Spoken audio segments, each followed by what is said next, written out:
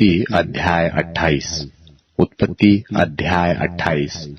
तब इसहाक ने याकूब को बुलाकर आशीर्वाद दिया और आज्ञा दी कि तू किसी कनानी लड़की को न ब्याह लेना।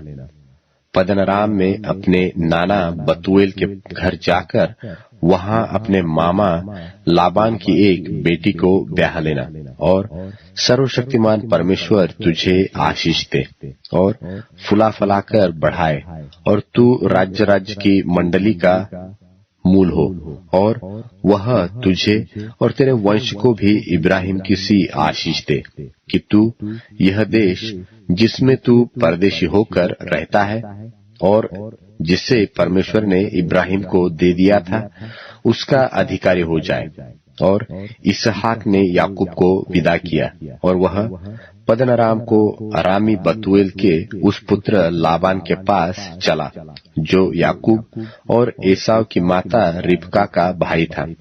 जब इसहाक ने याकूब को आशीर्वाद देकर पद्दनराम को भेज दिया कि वह वहीं से पत्नी ब्याह लाए, और उसको आशीर्वाद देने के समय यह आज्ञा भी दी कि तू किसी कनानी लड़की को ब्याह न लेना। और याकूब माता पिता की मानकर पद्दनराम को चल दिया। तब एसाव यह सब देख के और यह भी सोचकर कि कनानी लड़कियां मेरे पिता इसहाक को बुरी लगती है, इब्राहिम के पुत्र इश्माएल के पास गया, और इश्माएल की बेटी महलत को, जो नबायोत की बहन थी, ब्याह कर अपनी पत्नियों में मिला लिया।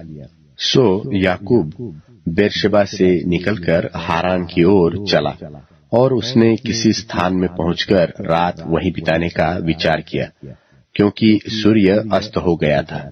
सो उसने उस स्थान के पत्थरों में से एक पत्थर ले अपना तकिया बनाकर रखा और उसी स्थान में सो गया। तब उसने स्वप्न में क्या देखा कि एक सीढ़ी पृथ्वी पर खड़ी है, और उसका सिरा स्वर्ग तक पहुंचा है, और परमेश्वर के दूत उस पर से चढ़ते उतरते हैं, और यहोवा उसके ऊपर खड़ा होकर कहता है कि मैं यहोवा तेरे दादा इब्राहिम का परमेश्वर और इसहाक का भी परमेश्वर हूँ।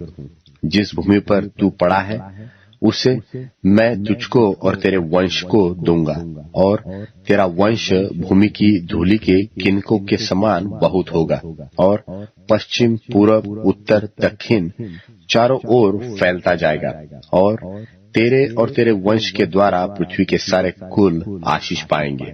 और सुन, मैं तेरे संग रहूंगा, और जहाँ कहीं तू जाए वहाँ तेरी रक्षा करूंगा, और तुझे इस देश में लौटा ले आऊंगा। मैं अपने कहे हुए को जब तक पूरा न करूं तब तक तुझको न छोड़ूंगा। तब याकूब जाग उठा और कहने लगा, निश्चय इस स्थान में यहोवा है, और मैं इस बात को न जानता था। और भय खाकर उसने कहा, यह स्थान क्या ही भयानक है, यह तो परमेश्वर के भवन को छोड़ और कुछ नहीं हो सकता, वरन यह स्वर्ग का फाटक ही हो सकता है। भोर को याकूब तड़के उठा और अपने तकिए का पत्थर लेकर उसका खंबा खड़ा किया और उसके सिर पर तेल डाल दिया, और उसने उसका नाम बेतेल रखा, पर उस नगर का नाम पहले लूज था। और याकूब ने यह मन्नत मानी कि यदि परमेश्वर मेरे संग रहकर इस यात्रा में मेरी रक्षा करे और मुझे खाने के लिए रोटी और पहनने के लिए कपड़ा दे, और मैं अपने पिता के घर में कुशल क्षेम से लौट आऊं, तो यहोवा मेरा परमेश्वर ठहरेगा, और यह पत्थर जिसका मैंने खंबा खड़ा किया है परमेश्वर का भवन ठहरेगा, और जो कुछ तू मुझे दे उसका दशमांश मैं अवश्य ही तुझे दिया करूंगा।